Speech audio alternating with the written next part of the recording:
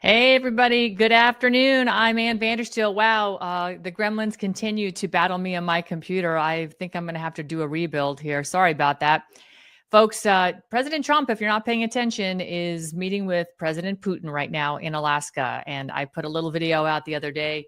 Just want to talk about it before I dive into the show because the world is, as we see it, just sort of disintegrating into complete chaos, it would seem, on so many levels.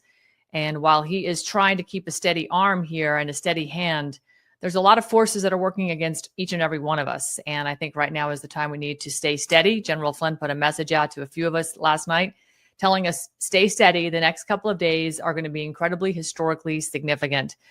I truly am praying for peace. I'm praying that they come to a resolution over in Ukraine for everybody's sake. It's literally it's a blood-sucking leech, not only on our bank accounts here in the United States, but it's just killing hundreds of thousands of people unneedlessly. I mean, we just don't need to be doing this. It's insane what is going on.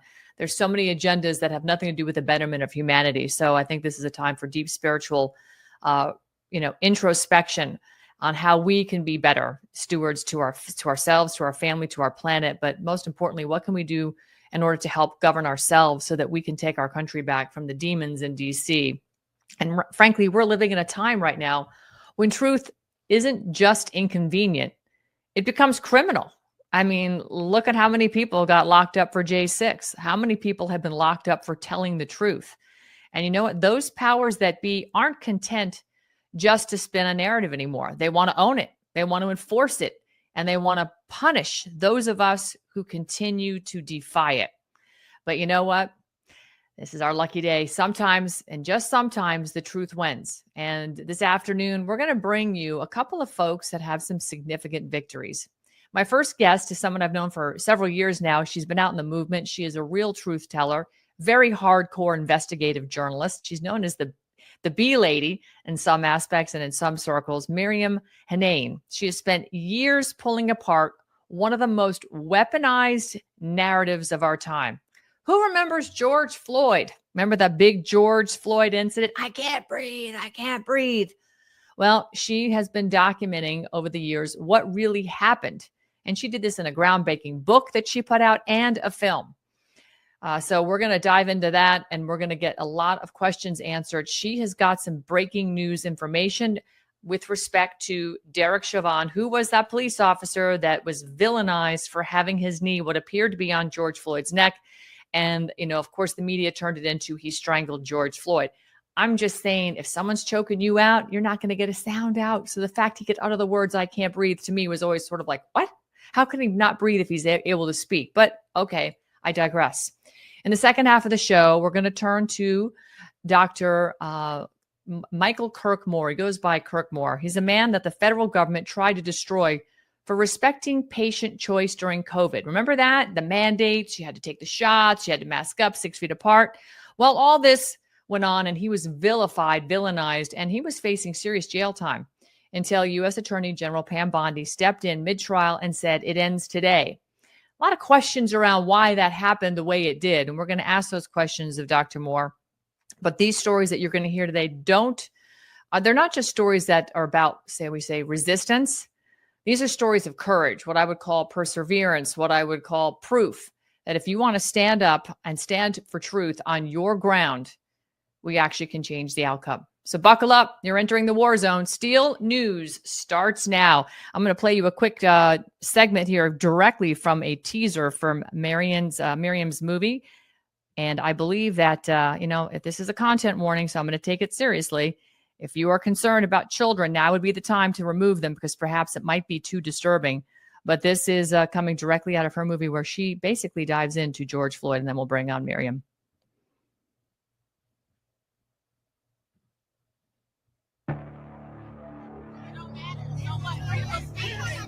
Freedom of speech, folks. Don't touch me. I got this all on camera. Watch out. Don't touch me. Third precinct is up in flames.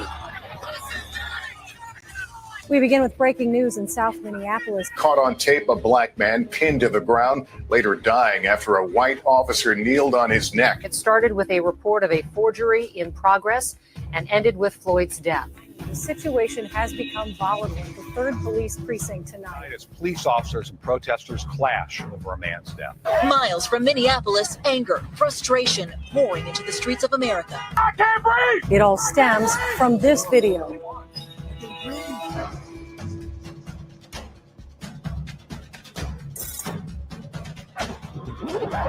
What we saw was he can be heard on the video saying, "I can't breathe." Police officers involved have all been terminated.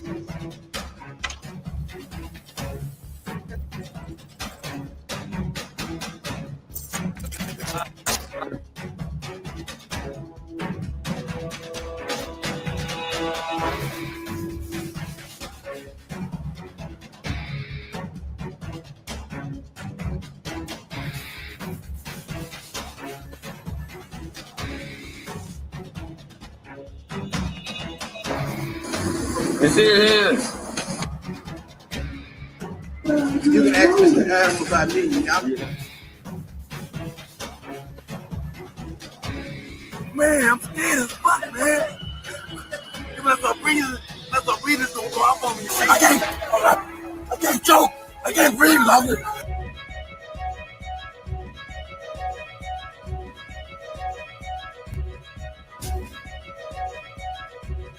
That's my ex. He got a thing going on. I'm telling you about that mean? He have problems. Not move, not one time, bro. He's off track or no? But yeah, bro, go back in the store. What happened to him? Fucked up. All right. They fucked him up. You took your ID? Yeah. So what happened? More drama at Cup Foods? Cup Foods, yeah. It was just a forgery report. The person that had given them a fake bill, we went over there and yeah. George Floyd, The Real Timeline. Really incredible work. And this movie is absolutely worth seeing. If you haven't seen it yet, we're going to talk about where you can actually go and actually see this movie. But before we get to that, I want to bring on our guest today, Maryam Henein. Maryam, it is great to have you here. Wow. I know you've spent, since I've known you, this has been your main focus is uncovering this color revolution where incidents like this in various, sort of formats have happened around the country, and they've continued to try to weaponize this black-white narrative. To me, that seems to be the basic thing. Most recently, Trayvon Martin's attorney, Benjamin, Crump is his last name. Ben Crump, right? Same lawyer here. Same lawyer, exactly. Had put out an edited video. I saw it yesterday, and when I saw it, I was furious. But it drove me to be furious and post it until a good friend of mine said, "Ann, that is an edited video, and here's the real story." And I realized I fell victim to exactly what they wanted me to, get pissed off that they're trying to generate another race war here, because I looked at it for what it was, and I didn't even realize how edited the video was. So you've done a heck of a job, and I'm going to allow you to kind of dive into this because you've documented multiple versions of this event, of all the events leading up to George Floyd's death. So I want to start with a very serious question. Which specific timeline anomalies in the George Floyd situation undermine the official story? And why do you think those discrepancies have never been actually publicly reconciled?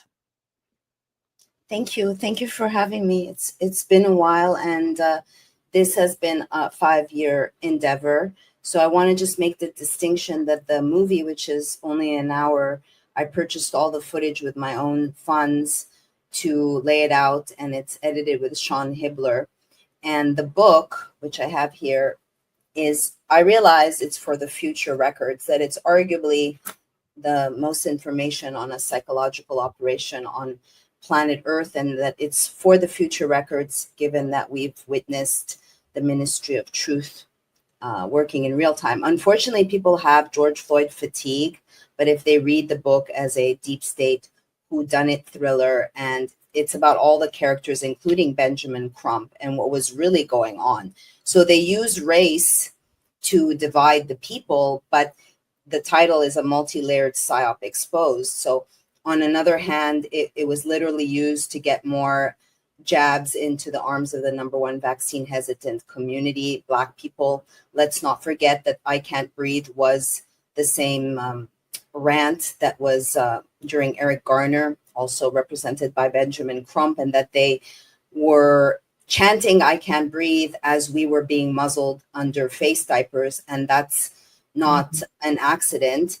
And that this was even the duty to intervene exercise. So under the pandemic, under the Rona regime, we witnessed these psychological operations. Bill Gates wrote a book, and in one of the chapters, it's called "Practice, Practice, Practice." So one of several things. I mean, I discovered hush money.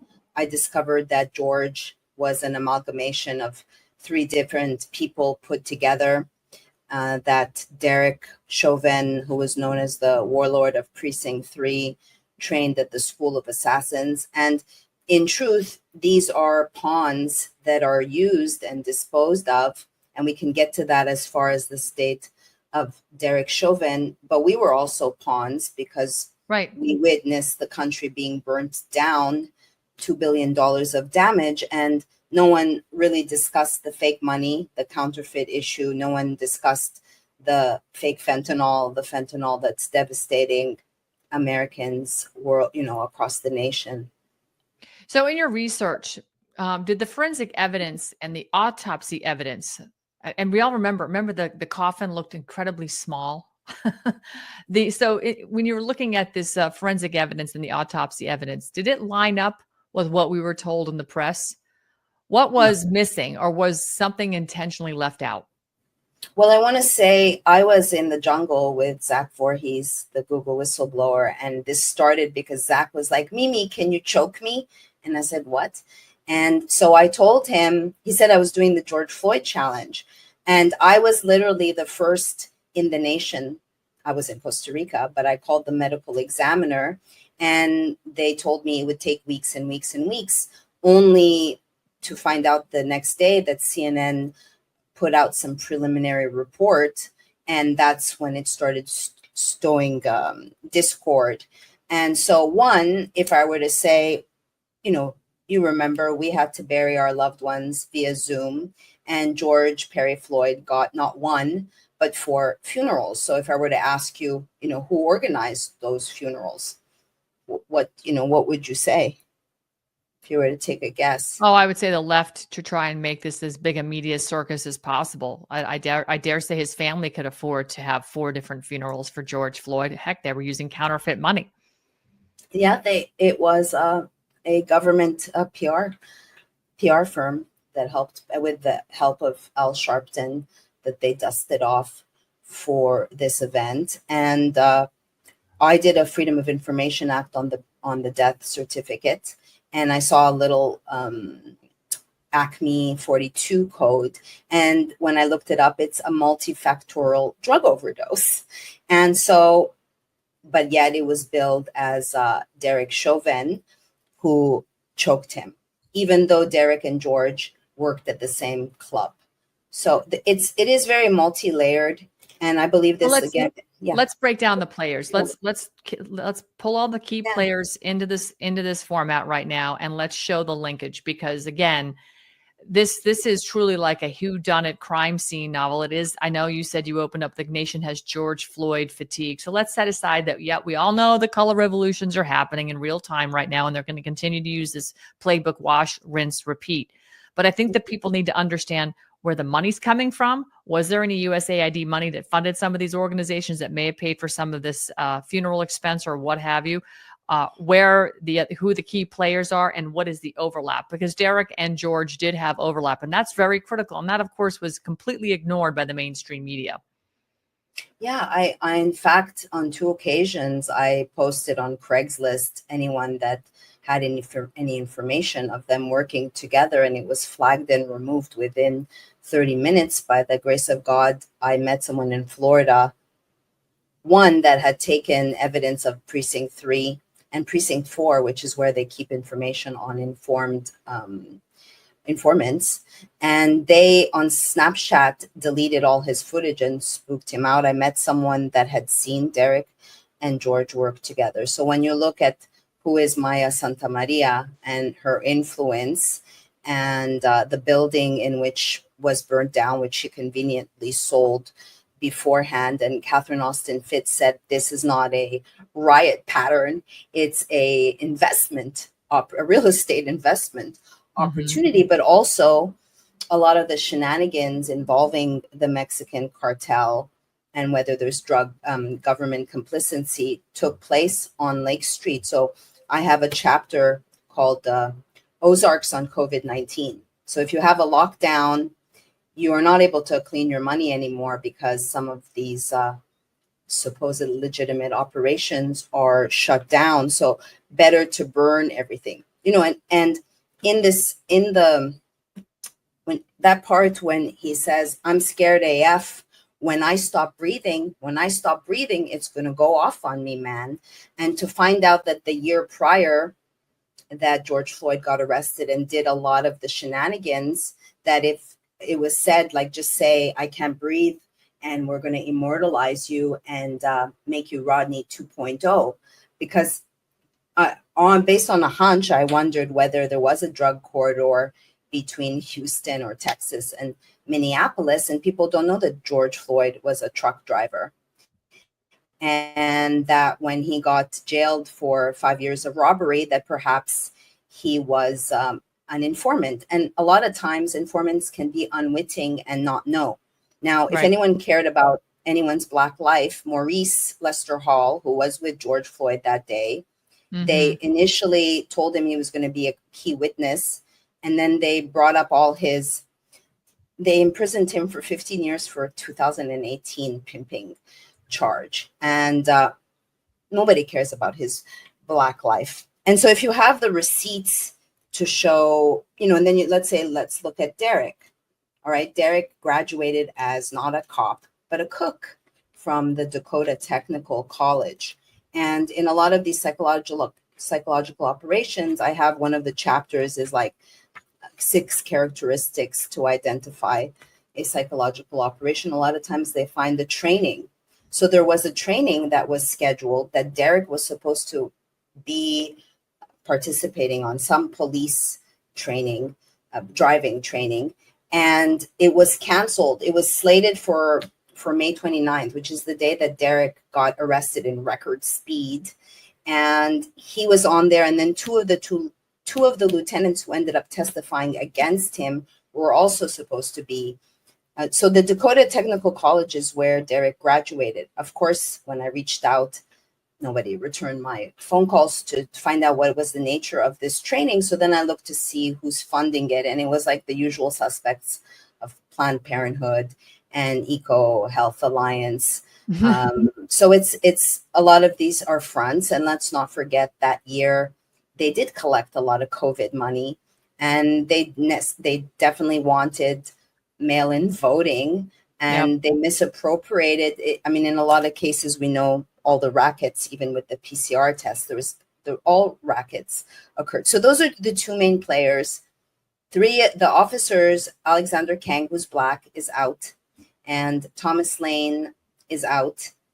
Interestingly, I think Tu Tao, the Asian officer, is still in there, even though he was navigating the scene. And when we look at the bystanders, aka extras, and we look at Darnella Frazier, who won a Pulitzer Prize for just being there, I mean, this is ridiculous. So in the trailer, I start off with Darnella saying freedom of speech, which I say as a little, like, look at the irony here, right? It's all a little FU in our faces. And let's not forget also, when I say this was the duty to intervene live exercise, that they are very realistic. We know now about Event 201, right? That this exercise changed like thousands of laws in regards to reforms on policing. Yep. Yeah, it did. And it led to a lot of defunding the police. Yeah, it led to a lot of defunding police. And today we have President Trump, saying we're going to, take over DC. We're going to bring in our own law and order, because clearly the House rule of DC has a house mess. They don't want to clean up their own house. So President Trump, on a sidebar, where are you with that, that directive by President Trump to send in our own law and order to clean up the streets and bulldoze all of the shanties and the homeless and get them out of there? What are your thoughts? I'm in West Palm, so I'm literally across the pond from Mar-a-Lago. I Mhm. figured there's not going to be any funky fog over here. I know that they've cleaned up some, a homeless situation here in West Palm. At the same time, I believe that, it's two sides that are working against each other. We need more law and order, but I also question about the surveillance and the track and trace measures, knowing that at the trial of Derek Chauvin, there was an operation to put a lot of surveillance. Hennepin County became quite dystopian, and having been at the deadly insurrection myself and seen, I had said those barbed wires are never going to come off, and took part of a live action role play at the Capitol because I had showed up. So in all honesty, since making this book, which took 5 years and is a colossal book that I was joking I was going to have my own effing Great Reset. And so I've kind of, and I did, and I'm still working on that, which is part of, growing out my hair and just softening, and just like, I'm pretty much resigned as a journalist, and I'm looking more at metaphysical, and I'm working on my second book, which is more for my soul. So I believe this is like how you make the sausage. And, and like all of these hundreds of footnotes, literally most of them are scrubbed. And the Floyd family threatened me. Why? Because they trademarked the word George Floyd, and they trademarked everything from keychains to slippers. And they've made, we just named a university, I think in Texas, after George Floyd, a criminal. So we know that they are criminalizing God-loving human beings, and that they are glorifying criminals that are entertaining a low life, So I do believe people deserve a second chance, and could have given a second chance to Maurice, who was with him that day. I speak to him. And I'm the only one of the only one who's speaking to John Tursak, aka Stranger, who stabbed Derek. So we can discuss that, because it's been a year and a half, and there is a movement to free Derek, but there isn't any updates on the status of Derek having been stabbed 22 times. So let's talk about that. Set the story for Derek Chauvin, who's still incarcerated. What happened to him? First of all, how is his health? What happened to him? And I know you had some news you wanted to break about this. So, yeah. So on the Black Friday, I guess now it's like a year and a half ago, we found out that Derek had been stabbed. And from the get-go, I tried to contact the man who was the stabber. And I'm learning this later on when I'm reading John's letter from jail, where they described me, the Federal Bureau, as a conspiracy theorist who directed a film on bees, who's a psycho kook, and to not pay attention. So he let it go. Now, I was checking on Pacer, and I looked for patterns, and I was the only one who read his 100-page court case, because John Tursak was recruited by the FBI at age 19 out of Pelican Bay. And supposedly he's a snitch, but they lied. And in reality, he is an embarrassment to the FBI, because he used the information to go after an opposing faction. So he's an Allah M.A. Now, we didn't find anything out, because and he was stabbed 22 times. Now, he would call me. Eventually we did come together, him and I, and he saw that I'm a truthful journalist, and sent me information on the stabbing. But he couldn't understand why I was so censored, so I sent him my book. And because he's a voracious reader, I mean, he read this in like a week. And I'm like, do you understand now? And I said, so were you socially engineered to stab Derek? Because this was positioned as a racist cop, which is not the case. And again, if you're in jail and you're Hispanic, you're not protecting or standing for Black people. So he had said, yeah, sure, he's down for brown people. And it got massaged into that he did this for Black Friday. And so I said, well, were you basically socially engineered? Even in rap songs, they kind of were taunting that this would be a prize. So in order to gain rank or respect, he stabbed him. Now, what is the status of Derek? Well, Derek's paralyzed and he's using a shit bag. And because I said, is he even alive? There's a movement to free him, but what is his status? And there has been no in the mainstream or alternative that I've heard of on the status of Derek Chauvin. And did he get a fair trial? Absolutely not. But he represents we the people. Anyone that covered that trial, is ridiculous. I thought that he was winning, but this was a high profile case, and that's all they care about. They don't really care about, people can be disposed of, I believe. So I don't know if you have any questions based on that. I have. Yeah, actually, what is that? So that's an image. This happened in the library, and this is evidence. I don't think anyone else. I'm going to make you bigger. Hang on a second. Yeah. So this is the blood on the ground. That's from the stabbing? Yeah. Wow. It's grisly. And here's another photo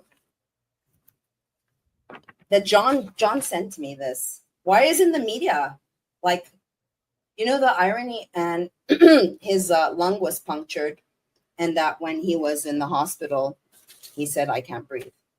Can we get any more ironic? Yeah, right. So there is I don't know where it is, but I have another image of the weapon. I mean, it's a pretty big 7-inch metal, and he got stabbed 22 times. Do you think that obviously the guards were in on it? I shouldn't say obviously. Do you think the guards were in on it? Considering it happened under their roof, like he could have been Epstein, I suppose. They didn't quite Epstein him. Yeah, I think he was disposed of, and I feel bad for him. I feel bad even for, John Tursak, aka Stranger, said, I wanted Mama B. I wanted to get back in the game. And so this is like a checkerboard, and it's a lot placating ego and power. And meanwhile, a man is now paralyzed. I think it's all for arguments.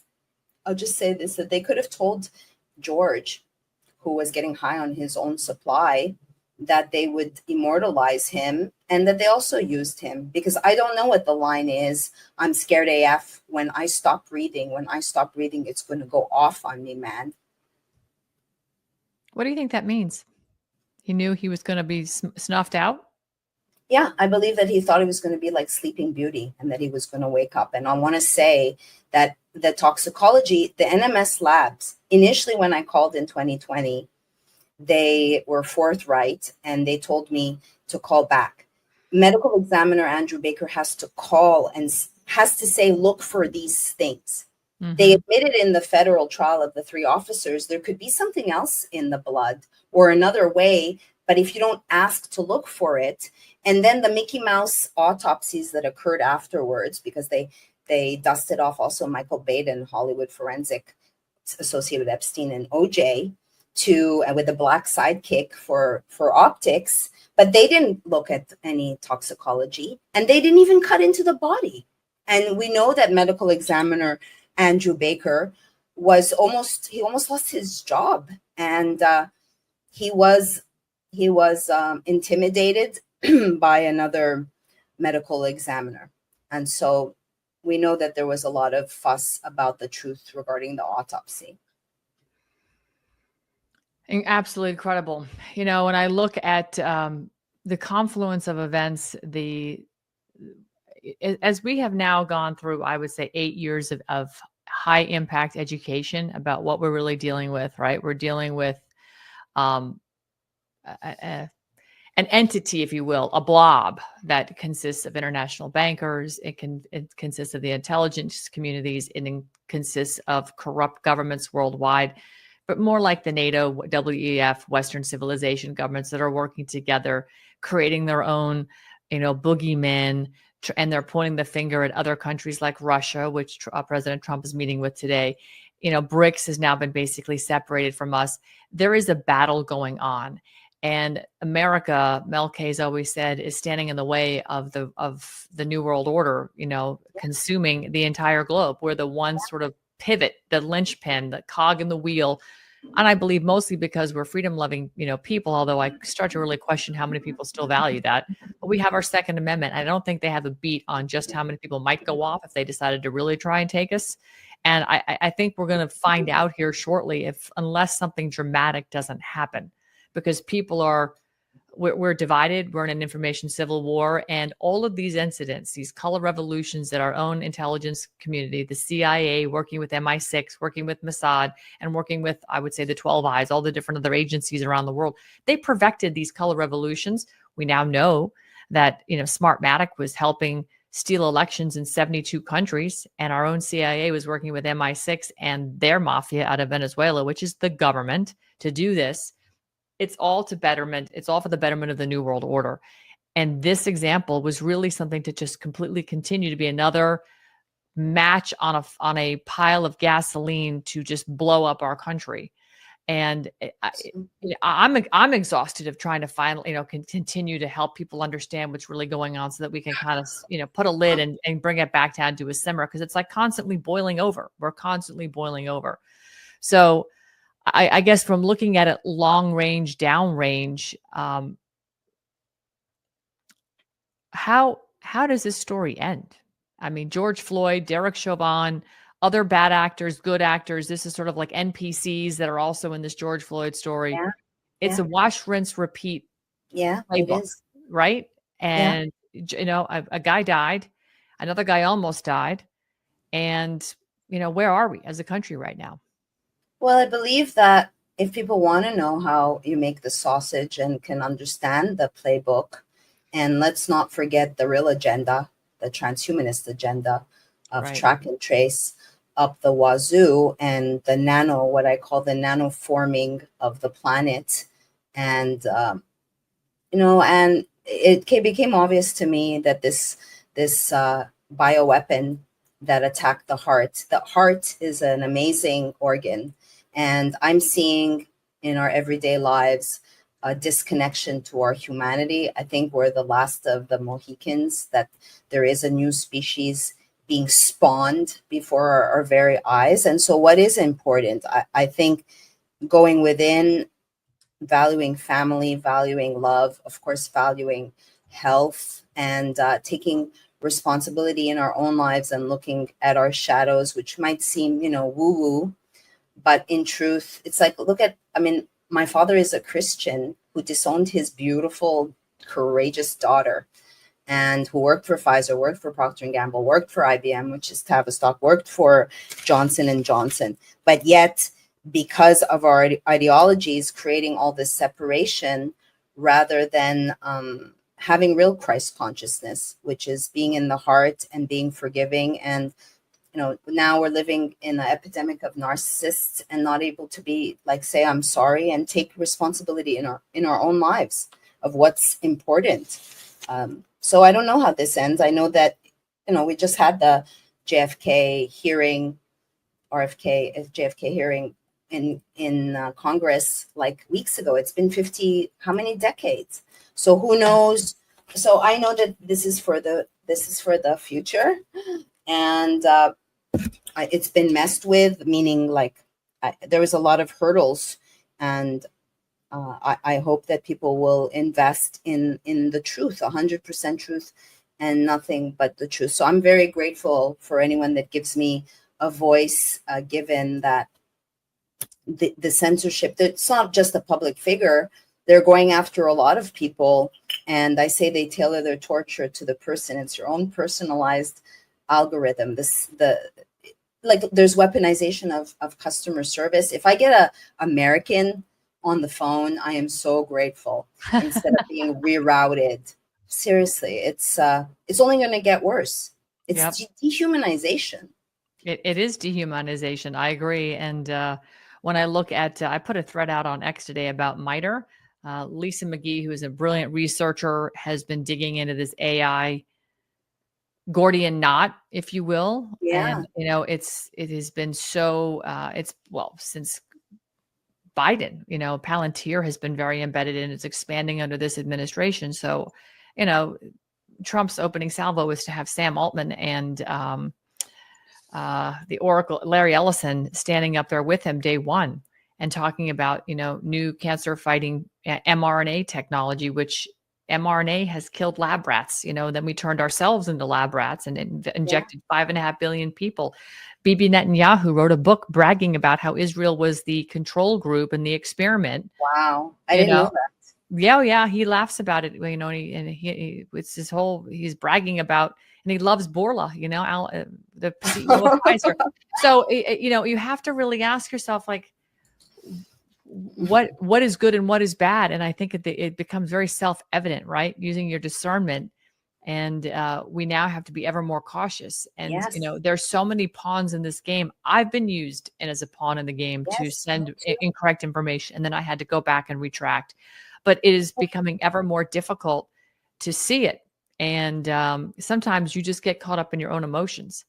And I agree with you. I think that the AI is so good now that they tailor that based on this conversation we're having right now. They're already making tweaks and adjustments to you and to me to make sure they're serving up to us what they think is going to either turn us into irate or pacify us so that we think everything's okay. And, that's what I look at is psychological operation 101. When everybody thinks you're going to pop popcorn and enjoy the show, and the show is getting worse, and the popcorn is rancid. The guy barfed Raisinets into your hair from the back seat of the theater. It's, it's really getting kind of chaotic. And I think President Trump has an incredibly difficult job right now because he and a few others are probably the only few good stewards at the moment. And they've got nothing but massive rot underneath. And who knows what kind of psychological operation they're running, because I certainly don't support AI invading my life. If you want to opt into something with a private corporation and give them everything like 23andMe, go for it. But don't force that on me, and don't force me to have to give you my face every time I want to travel. So the federal airspace is no longer open to the public per se. It's not just free to use. I mean, isn't that part of the public trust doctrine that I can access the air over my house and fly around in it? Why do I have to get agency approval? And why do they have to know who I am and where I'm going constantly? Especially since the TSA has stopped nobody of real significance as of late. When was the last terrorist they stopped? Right? Can anybody tell me about a terrorist they stopped? Anybody? Just asking for a friend here. So anyhow, that's sort of a little bit of a rant on how I feel about all this. I'm frustrated at this point, and I'm getting hopeful that we're going to get approaching the AI, and there's machine learning, and they can learn from mistakes, and they can tailor their torture to the person and cause a lot of hiccups. And I could argue that I'm a poster child for the future social credit system, for misbehaving, for being a divergent, and for encouraging people to think and to acknowledge the complexity of things. There's complexity, and it's not black and white at all. But the most important thing, again, is health, love, family, and being, I believe, in your heart. If you still have a heart, folks, embody it. Because a lot of people, we're witnessing, there's no one who hasn't taken the jab who doesn't see that people are checked out to lunch. And it's okay if you took it, as long as you admit. Like, I'll just tell you real quick, I was at the convenience store, and I said, can I ask you a question? I said, did you take the vaccine? And she goes, I did. I said, do you know that it's killed thousands and thousands of people? She goes, yeah, I got cancer. And so I told her, well, as a result, on the other end, I've, lost my bank. I've been smeared on television. So just so people know, I think we should all acknowledge that we were guinea pigs. Yeah. So nobody came out. Nobody's unscathed as we continue to. And this, again, comes down to the fact that, we, the people, do have the power. We just have to decide if we want to use it or not. And that's unfortunately a very difficult conversation for some people. It isn't for me, but for some people, they just fear knowing that they can actually make a difference and have control, because they're afraid if they stick their head out of the sand, all of a sudden they're going to be targeted, and they can be. But, if not you, who? If not now, when? And, 56 people 250 years ago came together and sacrificed their lives, fortunes, and sacred honor, scribbled their name in parchment and said, I'm going for it. We got the redcoats and a whole British army that will come and hang us all for doing what we're doing and signing this piece of paper. But we don't know how else we can live. We can't live under tyranny. And we are faced with that same decision today as a country. It's really pretty wild. Courage. We need courage. And while I've lost, let's say, avenues for my livelihood, I haven't hoarded out my soul. And I stood for you boys and girls out there. And I stood up for what was right. And just like, I'm a little brown girl from Montreal, Canada. English isn't even my first language. So I no longer have anything to prove. This book is for the future records and anyone who wants to understand how intricate these psyops are. So thank you for having me. Yeah, I'm really grateful that you spent some time with us this afternoon, Miriam. Where is the best place for folks to follow you? I'm going to get that up on the screen. So you could follow me on X, even though they throttle me. And for the book, yes, it is $66.66. I was going to ask you about that. Yeah. What is that about? Well, nobody could pay me for what I've lost and what it takes to write this book and the information it is. So people can use GF book for 15% off. But yeah, the devil is all over this book. So that's why I chose that number. And the best place they can find it on Amazon. I am working on an Audible version, but obviously it's a big book, and they can get an ebook there for cheaper, or they can support me directly. And the banks have shut people down. Like, depending on the bank, they've denied the transaction. So you can reach out to me, Maryam, Maryam, at honeycolony.com. If you have any issues, I'm very curious. But this is with Stripe, so there's, you should be able to buy it on Maryam Henein / George Floyd book.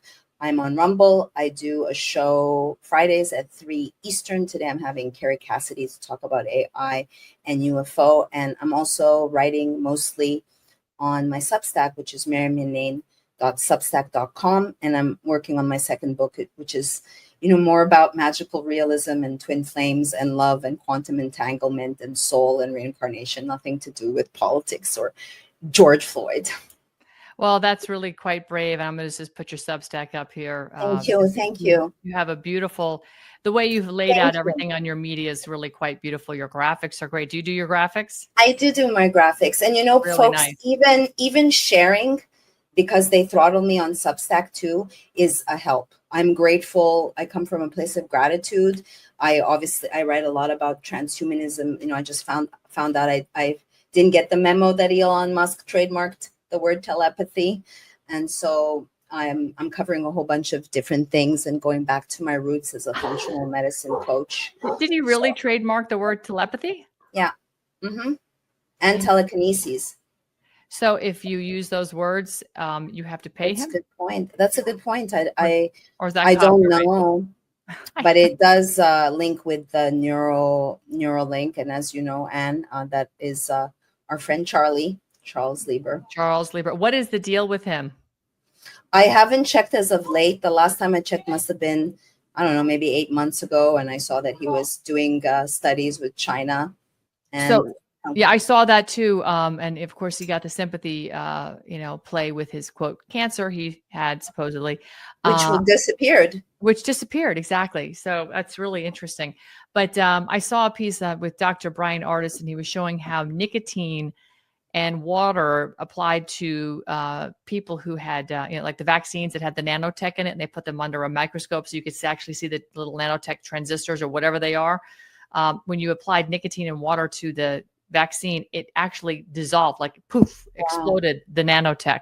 So I don't know what that means, particularly if it's completely legitimate, but Brian Norris has been talking, since we're on the subject of vaccines here a little bit, or the COVID shots, he has been talking about nicotine.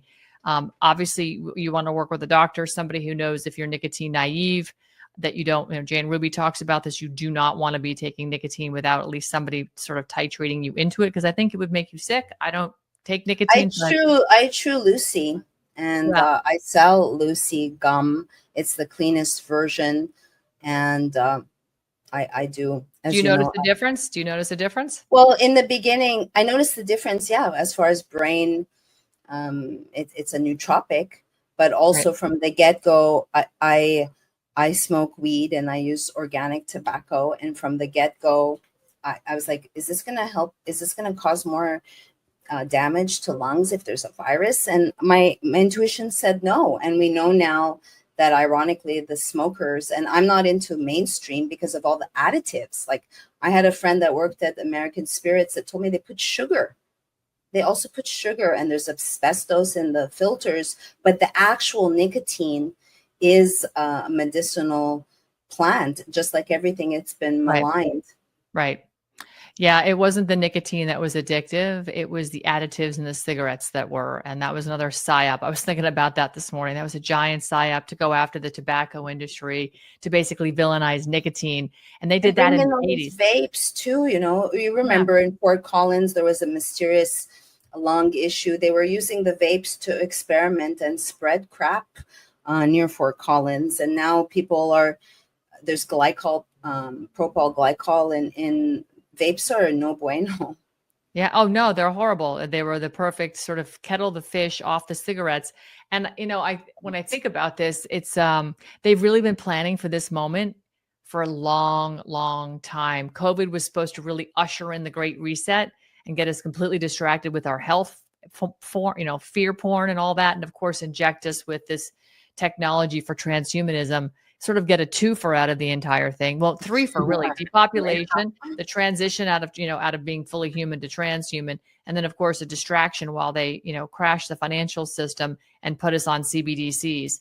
And Trump interrupted that, right, by getting elected, number one, but number two, I think he pulled Operation Warp Speed through a lot more quickly. Why he still says it's the greatest thing he ever did, I think the only thing I can say is he moved a lot of machinery around, a big, huge economy to make it happen. But the outcome has been horrific. I think the outcome with the shots is horrific. I do not believe it saved more. I think more people died from the shots than they did from COVID. Absolutely. So absolutely. Yeah, so that's kind of where I'm at right now. All right. Well, listen, Miriam, I appreciate you very much. Thank you so much.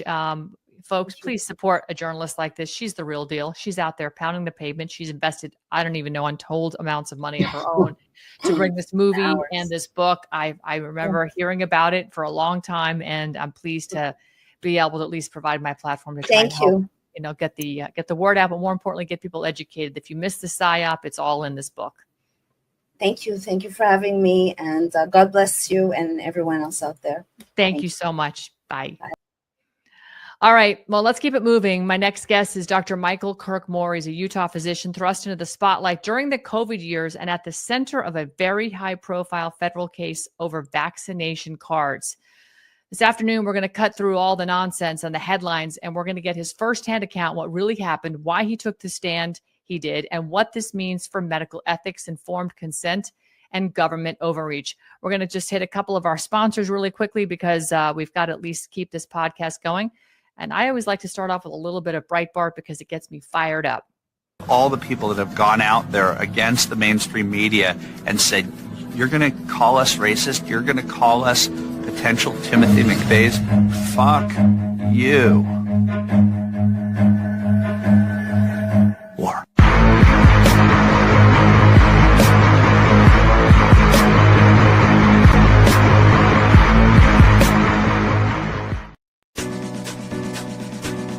Hi, I'm Ann Vandersteel. I want to talk to you a little bit about your health.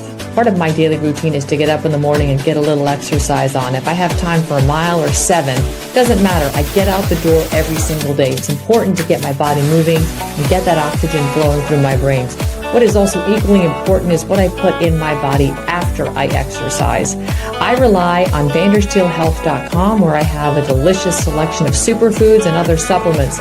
But first and foremost for me are my superfoods. I have a delicious shake every single day. It is organic, all made in the United States of America, non-GMO, never processed before, dehydrated superfoods. And when they reconstitute with water, milk, or whatever juice you like, it makes a delicious, healthy, plant-based protein supplement. And I say supplement because, frankly, I use this as a meal replacement. This is what's helped me lose the last 20 pounds of COVID. I'm back down to my fighting college weight, fitting in my college clothes, and feeling better than ever. So go to VandersteelHealth.com and get your delicious superfoods. Get on the transformation program with us. It's a 30-day kickoff, and it will get your day starting out great. And watch the weight just fall off. Watch the energy increase, the brain fog lift, and of course the ancillary benefits in your hair, skin, and nails. All these things, you are what you eat. Remember that. Go to VandersteelHealth.com.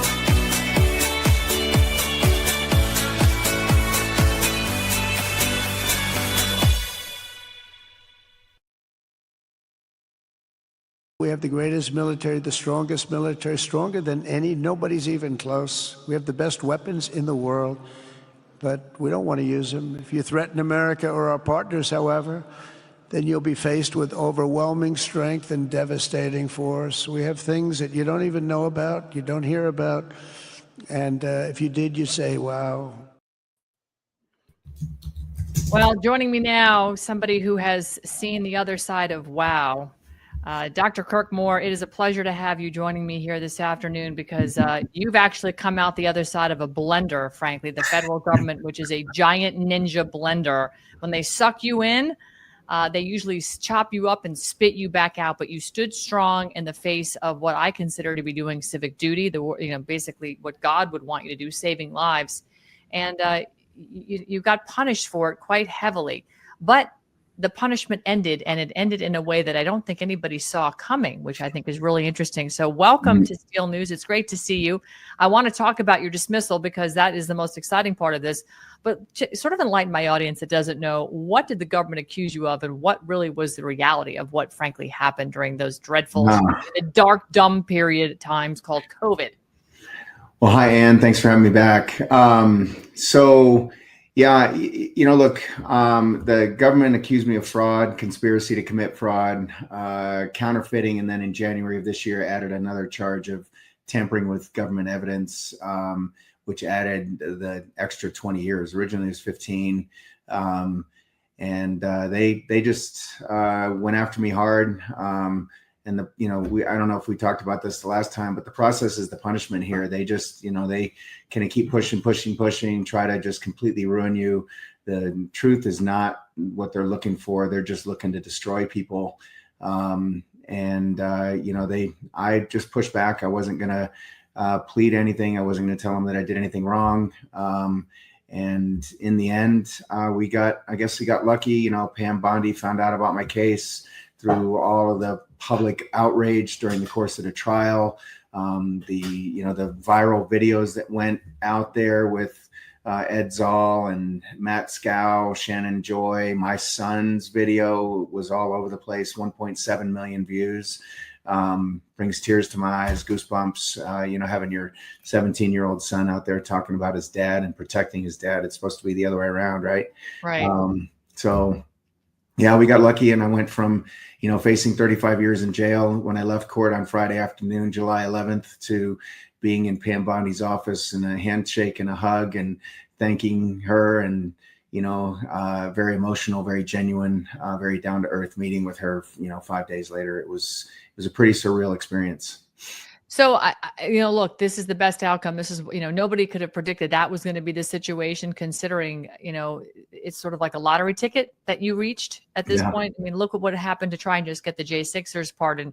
And another one is back in jail today, even under a Trump appointed judge, claiming that, fruit from the poisonous tree is not the reason this gentleman is back in prison, which is absolutely ludicrous, because the government would never have been in his house had it not been for J6. Right. And, the criminality of all of that. So coming back around to your case, you were injecting patients with not a real vaccine. It was saline or whatever. I think it was saline, right? And you were saving lives doing this. You were really doing God's work, and the government decided you were a criminal. And the evidence today is overwhelming that these vaccines are bioweapons. I mean, there's not a day that goes by that more and more evidence doesn't come out. Considering that Pam Bondi also, works for President Trump at the pleasure of the president, and the president is still very much invested in warp speed being a great thing. What was your reaction to her reaction based on knowing the truth of what you did and deciding that this needed to be dismissed, that this was an insane case they were bringing against you? I wish I knew kind of what was going on in her head. She gives Marjorie Taylor Greene full credit for kind of, bringing this case to her attention, and writing letters and calling her office, and all of the ex-post, Thomas Massie, Mike Lee, our senator here, and all of the kind of publicity that we got during that week. I don't know that Pam Bondi would have done this with at least some sign off from Donald Trump or Susie Wiles or somebody in the office. Mm-hmm. But I don't know. I can't speculate on that. Well, you've mentioned two people that President Trump has sort of, become under odds with, Marjorie Taylor Greene and Thomas Massie. I mean, Trump is out there actively campaigning against the guy right now, essentially start another pack to make sure that Massie gets kicked out. It's really very unusual what we see happening around the world. Some of the things coming out of the Oval Office, I can't explain because it seems antithetical to what MAGA, voted for. While a lot of it has been incredibly wonderful, when it comes to these shots, it's just still, we're all like, why doesn't he get this yet? So I think it's really cool that Pam Bondi stepped in. Is there anything besides her getting information from Marjorie Taylor Greene or Massie that you think may be another vector that caused her to change her mind and just dismiss the case as quickly as she did? I don't know of anything. There's speculation that she needed to kind of get some rehabilitation in the face of the whole Epstein fiasco. Again, I don't know. I mean, Susie Wiles is the ex-chief counsel for Pfizer.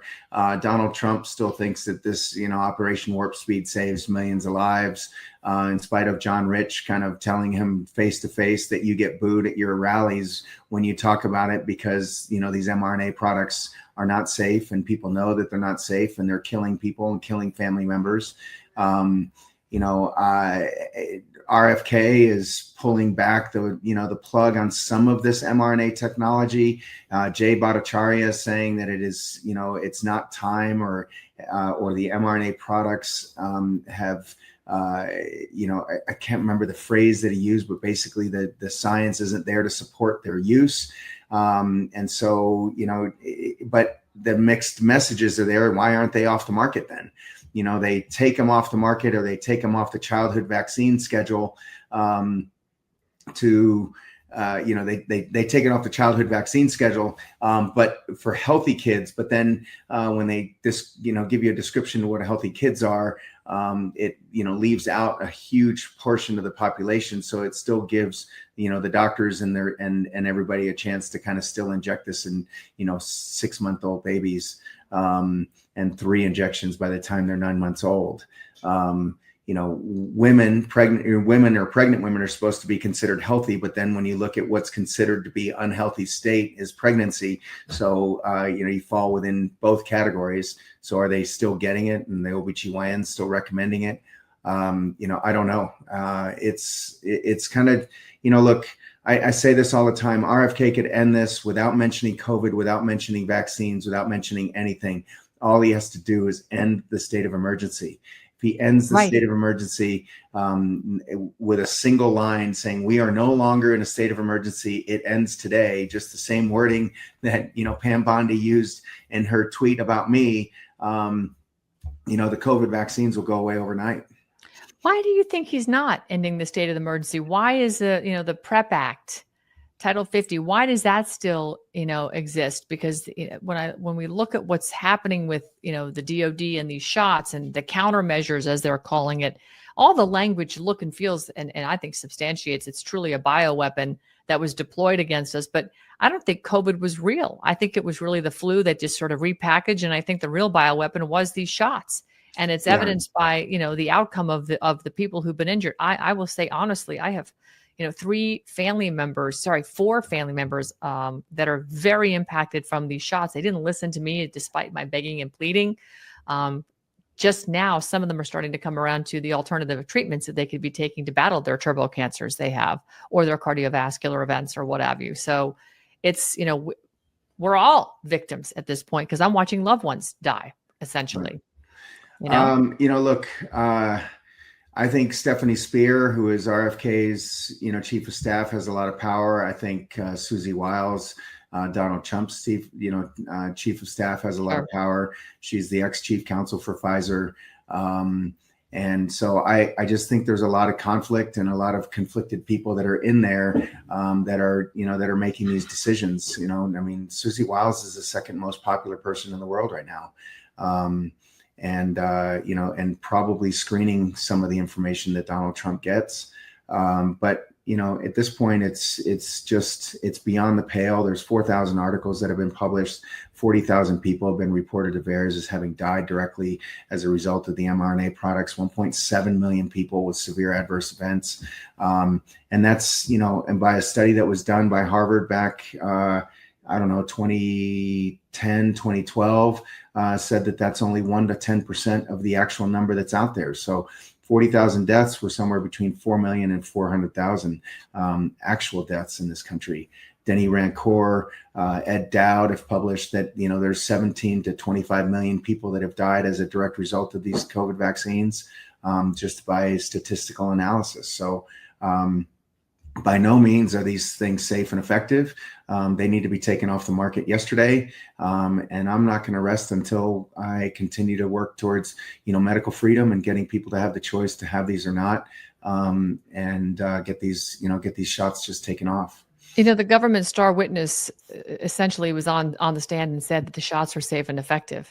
And, you brought up Susie Wiles, Pam Bondi. They worked together at Ballard, and they represented, Big Pharma. Pfizer, right, Pfizer. So understanding that, do you think there's any chance at all that perhaps, part of the rationale to have this case dismissed so quickly was the fact that, wow, my star witness just lied, because the data is coming out.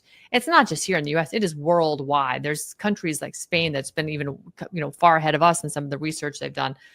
It's coming out worldwide. They're not going to be able to keep a lid on this for much longer, despite the fact that they're still manufacturing these RNA shots and they're moving forward. Yes, RFK removed 22, but they've also added 12 to the childhood vaccine schedule, which seems antithetical to what RFK campaigned on, as a matter of fact. There's a lot of conflicting information, things that are said, things that are done, that are crossing right now. And the American public is confused, they're bewildered, and they're getting irate, because when you don't have answers, you start to get very angry. So when it comes to, realizing your star witness is now caught in a lie, not too dissimilar to what happened with DHS's memo and the anti-Semitic statement that they made. Oh, no, we didn't say that. We're not, we're not going to punish. Do you feel that maybe that might have played a little bit of a role? She's like, my witness may have not been fully factual there, and we're going to have to just sort of end this? Well, look, there was a concern, I think, during the case just about those kinds of statements, coming from, their CDC witness, Chris Duggar. He claimed that, one, we were the enemy, and that they had those conversations internally that, we have to fight the enemy, which is the anti-vaxxers that are out there. What a sick thing to say. I'm sorry. Absolutely. That half the country is your enemy, yeah. And, and then he also made claims, and the prosecution, their attorneys made claims that, these products saved lives, and the launching of this vaccine and everything that they had looked at was a great product, and it had saved lives. Well, they got themselves into trouble over that, and had to, pull that back, because they had already told us that we couldn't talk about the vaccine. I couldn't bring in people that were, the reasons why they were coming to me and ask them. I couldn't bring in expert witnesses talking about exactly those 4,000 studies that show all of the damage that the vaccine is doing. Mm-hmm. And I couldn't bring in witnesses that had been vaccine injured. I mean, Breanne Dressen would have come in, she would have been in the courthouse in a skinny second to come in and support me. And, along with dozens of others that, that are out there that are vaccine injured, that want to be heard. But they wouldn't allow us to do that. And so they did. They kind of pushed the envelope a little bit. They got into trouble. There were some off the cuff comments that were made, and the judge made them pull those back. So there is some, speculation that, that we had the opportunity to either schedule a mistrial or at least to then rebut some of those comments that they made. And one of the other things that was really interesting, they brought the head of BARDA out, okay? Gary Disbrow, who was the head of BARDA, who was intimately involved in negotiating all these contracts between, the government and, and Pfizer, Moderna, and J&J. He may have even signed some of the contracts. But when he came in and presented it, they did not give any of his exhibits. They did not do anything. He just testified. And the reason is because they tried to present a redacted contract, which we had objected to. When they unredacted it, the prosecution decided that there was just too much information in there that they didn't want out. And ASPR, which is a level above, BARDA, said, no, we can't let you present this at trial. So they had to pull that back. So, Gary Disbrow flies all the way across the country at who knows how much money to testify, but it wasn't even presented as an expert witness. He was just testifying as to, the fact that he said, well, we paid at least $1 for these vaccines because they had to try to exceed the $1,000 threshold to kind of prove that this was a felony. And the only document that they put into evidence was where they said that they paid a penny for it. So the 2,270 vaccines were worth $22.70. Right. So they had to have somebody in there to try to testify to get it above the 1,000 so they could even claim that they had a, felony charge against me. Yeah. I think their case was in large measure was falling apart. But it's so much better to not leave it to a jury to kind of make that decision for you. Sure. I mean, I can't imagine what it must have felt like to be seeing public officials like in, your home state, Utah's House Speaker, call you a hero while people in the DOJ were trying to portray you as a criminal. Right. And I would say the majority of the country probably saw you as a hero. I know the medical freedom movement did. But, we all sat back in horror seeing what happened with the J6ers. I'm sure the thought crossed your mind, well, my God, if they are not going to give the J6ers due process or a fair trial or anything and suspend habeas corpus, what are they going to do to me? Right. What was that like for you? Well, I mean, look, when they did, Donald Trump, I think within a couple of days of being sworn in, created the weaponization work group. When Pam Bondi was sworn in, she established the actual committee. And I thought that was it. Here I go. I'll submit my case to the weaponization work group. They'll look at it. They'll see, hey, this is just absolute Biden lawfare. And they're targeting people just because of my views. Look, you mentioned this earlier, and it brings something up now, kind of come full circle. They were claiming that I didn't do something that they wanted me to do. And that was mainly vaccinating people according to the way they wanted me to. Right. Mm-hmm. And so my claim is they never gave me a vaccine. The product that they gave me was never a vaccine. And if I'd have gotten up on the stand, that's what we would have testified to. That's right. They're trying to hold me to this. It wasn't a contract. It was an agreement because they didn't sign it. But, they're saying, hey, we're going to give you this vaccine and then you need to vaccinate according to this protocol and this is how you do it. And they made us watch videos and, and all this other stuff. I didn't watch them. My staff did. But, I know how to put a needle in somebody's arm. Right. So, anyway, but my argument would have been, well, okay, if you're going to hold me to this agreement that I have to vaccinate people according to, your instructions, then you have to give me the vaccine. That's right. And prove to me that this is a vaccine. Why did you have to change the definition of a vaccine in September of 2021? That's right. Okay? So, there were a lot of holes. They tried to portray me as this loser physician that was hiding behind my employees and letting them do all the dirty work, and that I was trying to slink back and let them take the hit and, and everything else. One of my employees took a diversion agreement. The other one took a plea deal. And then the other lady, Chris Anderson, who was my co-defendant, she said, no, Kirk, you and I did nothing wrong. And so we're going to stand strong. And so she stood behind me. And, the interesting thing is that of all of this, she and I get, we get the case dismissed. The case goes away, no charges, no conviction. And the only one that has a conviction on a record is the one that decided to kind of testify against us. So it's kind of funny. It's funny in the end. It wasn't funny when you're going through. No, absolutely not. You know, I listen. I recall being put on the domestic terror list, Quiet Skies program after January 6th, and traveling around the country as much as I was doing, which was 4 to 6, 8 flights a week sometimes. And the TSA was up my butt with a microscope, literally. Right. The Quad S certificate, the thing on your boarding pass. I had those too. Yeah, it's a whole lot of fun. A whole lot of fun. And I mean, I remember one time in Seattle, I asked them about it. I held up my boarding pass, because you couldn't get anything electronically. I held up my paper ticket, and I was at the gate after transferring from somewhere in Oregon through Seattle down to Orange County. I was actually going to film Capital Punishment with Chris Burgard. It was one of the documentaries that came out of J6, oddly enough. And I was just I was always messing with the TSA because I was sick of dealing with it. So I figured I'd push back. So I sat there, and they had, the usually 8 to 10 TSA guys just for me, so they could pretend to, quote, stumble on me and go, oh, we need to go through your bags for the umpteenth time and swab your hands for bombs and whatever. Right. But I asked them, I said, what are these little S's for? Kind of looks like a Nazi symbol. I wanted to see what the response was. Right. And this old guy that worked for TSA almost launched over the table, and he yells, "Do you have a problem with the CDC?" And I was like, what?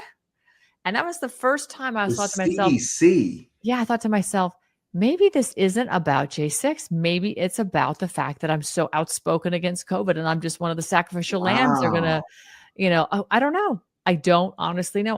But I'm going to find out, because I'm going to. Well, I don't have a real ID. I don't have a real ID, and they do that to me every time. My driver's license doesn't expire for another 4 or 5 years. Good. Don't get it. I mean, you have a passport. But they do the same thing. It's kind of like, they got to swab my hands as if I'm like some sort of, I mean, I got on an airplane 6 months ago without needing a real ID. And now I need this real ID. And all of a sudden I'm some sort of a terrorist, or a potential terrorist, just because I don't have your special, identification card. Right. It's kind of nuts. And people that don't realize it and don't stop and don't stand up and don't push back are going to kind of they're going to really have a rude awakening. They're going to have a rude awakening. So on the good side, your case ended without a conviction, but what precedent do you think it sets for other doctors facing federal overreach at this time? Well, I think you have to be careful, but I also think that if you're doing the right thing, you need to stand up for what it is that you stand for. And I think that you need to realize that only you look out for you. Stand on your principles. Don't let them kind of coerce you. Look, they do this on purpose. It's all about money. They're trying to ruin you. They're trying to just completely bankrupt you to the point where you just can't fight anymore. I've seen it happen on any number of occasions with other people that I know and friends of mine, where it's not about going after the truth. It's not about finding out what's right. It's just about the win. And it's a notch in their belt and a step up in the process of their political ambitions. Fair enough. I'm sharing right now your Give, Send, Go. If I can get it up here. What happened to it? Let's see. Yeah, there we go. For some reason, it doesn't want to put it up here. Yes, there we go. All right. There it is. I want to make sure people know that, this was not an inexpensive chapter in your life. Not for any of the, J6ers, anybody that's been chased down and persecuted by a corrupt regime known as this, federal sewer corporation. Because that's what they are. The federal government is nothing more than a sewer corporation. It's just sick what they're doing to people. Yeah. But this chapter of your life is almost fully over. What's next for you, and how can people stand with you besides trying to help bail you out, because it did cost a lot of money to go through this? What's next for you and your family? We're halfway to kind of making me even from the standpoint of just what I spent on my legal expenses. I lost 2/3 of my business volume just from the stress of all this, going on 3 years now. So it's been a rude awakening. So any contributions that people can have for us will really help us out. But, my plan is I've rebranded my practice to Freedom Surgical Anesthetics. That's our new website. And there it is. So the goal is to just kind of keep pushing this narrative and try to do whatever we can to kind of change the direction of where we are, at least from the medical perspective, and put back, our First Amendment rights and our rights to choose and our rights to kind of make a decision about what goes in our bodies, and not let the government kind of override any of that anymore. Excellent. I think it's all good, sound advice. And, people need to just, get right with God and just get right on their feet and start standing up and pushing back. And, again, I don't believe you had some high powered falutin attorney team. You were just literally looking at the facts as they are and exposing the truth. And that's what citizen journalists have been doing. They've been, exposing truth left and right. And as I said to some folks recently, I don't know why organizations, there's a lot of nonprofits that are running on the good side that have a lot of evidence for election fraud or Russia collusion or what have you. I mean, the citizen journalists are hands down the best investigators out there. Right. And we have all the information to provide an apparatus such as the DOJ to go after the bad guys. And they don't, because clearly the rot underneath Bondi and Ed Martin's office and others is so deep, those people aren't going to help them order paper clips and get a PO for that. So how are they going to lean on them to do any sort of real investigating to kind of bring just, criminals to the table and provide justice to all of us and accountability?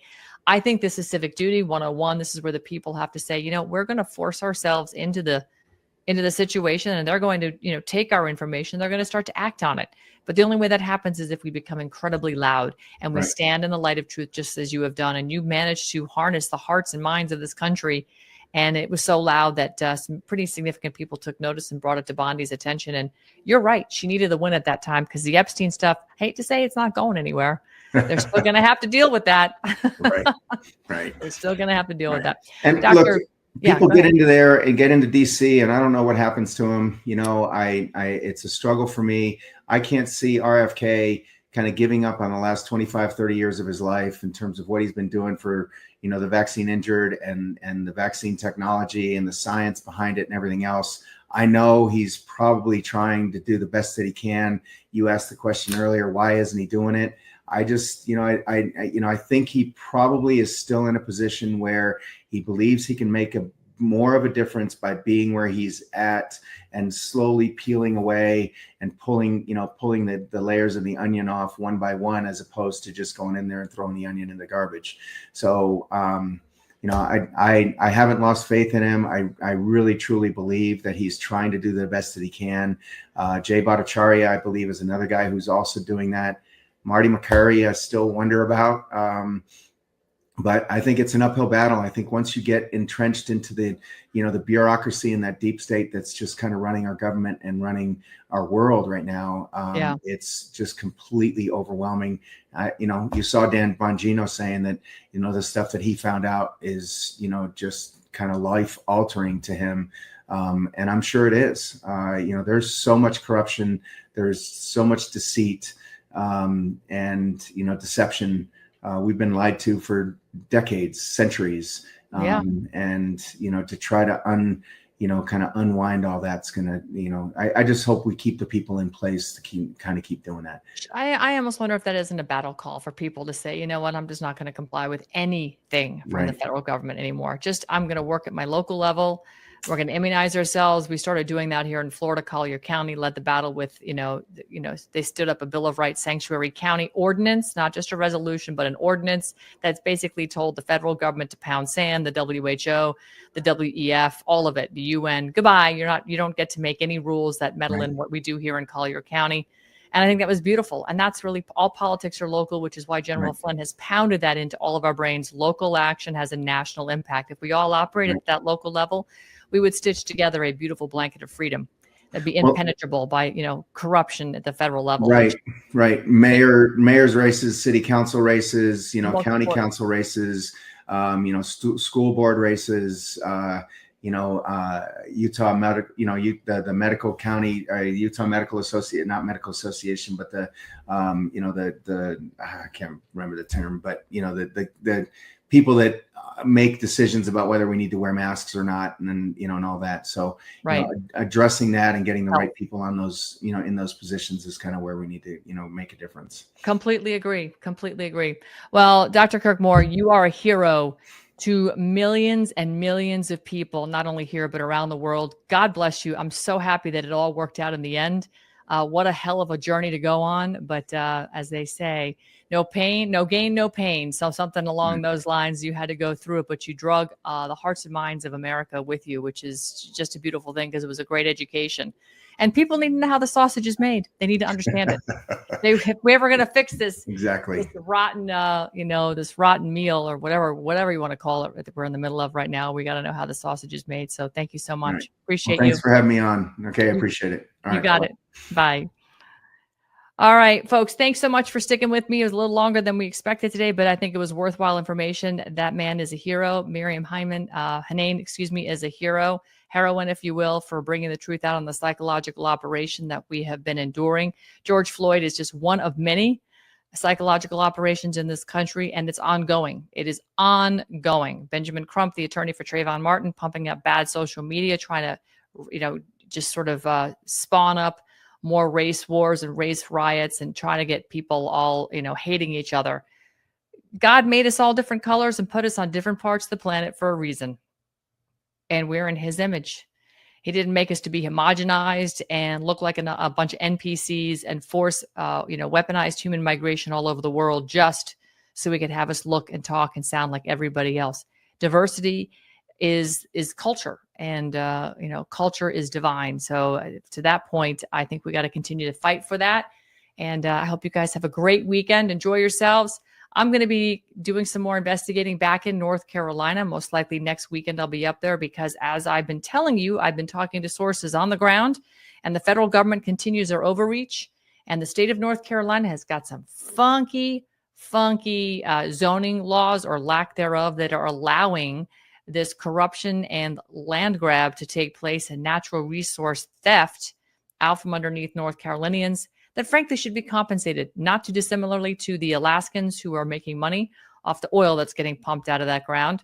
So more to come on that. We've also got our documentary coming out. I'm just going to pull that up because I want you all to see that American Made Foundation is pumping out a documentary here. Hang on one second. I'm going to share this tab. All righty. As you can see, we've got a documentary coming up on September 7th, 6 p.m. in Legacy Theater in Boston. This is based on a Child Protective Services story around the Rivera family. It went nationwide. We've become very involved. We're going to be filing a federal lawsuit shortly thereafter the documentary. We've got a VIP experience prior to the documentary at the theater that you can get tickets for that. You can join us in the theater. Very limited selection. We rented the theater, so it's not going to pack in thousands, but less than 100 can join us in the theater. And you can also get a ticket online to watch us on our website at AmericanMadeFoundation.com. We'll be premiering it on the 7th. And I hope everybody takes it seriously because our goal with this movie is to not only educate you onto the disgusting behind the sausage making scene at Child Protective Services, not only at the federal level, which funds this through the Social Security Administration Title 4E funding, but also down to all 50 states in their various agency capacities, as in Massachusetts Department of Children and Families. And when you hear about this case, you'll understand just how sick and twisted this whole entire apparatus is. It's not about helping families. It's more about preying upon families and keeping them separated to profit off the misery.